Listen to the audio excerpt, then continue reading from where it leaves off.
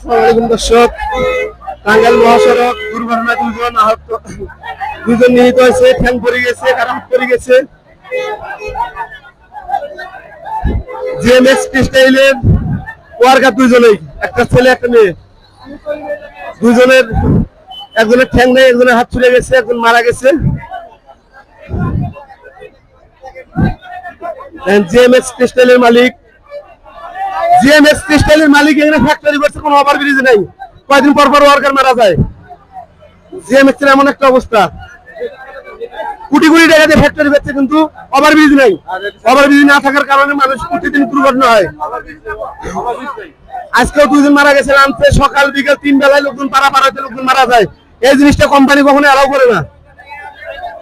Company কখনো allow করে না যে ওয়ার্কার কিভাবে আসবে আমার কারখানাতে, কিভাবে আমার কারখানা চলবে, ওয়ার্কারের জন্য কখনো কোম্পানি এই জিনিসটা করে না। যেখানে ওভারব্রিজ প্রয়োজন নেই সেই জায়গায় ওভারব্রিজ দিয়ে রাখছে হাজার হাজার ওয়ার্কার, কিন্তু কোম্পানি কখনো অ্যালাউ করে না যে ওয়ার্কার প্রতিদিন কয়দিন পর পর মারা যাচ্ছে, কখনো অ্যালাউ করে না কোম্পানি।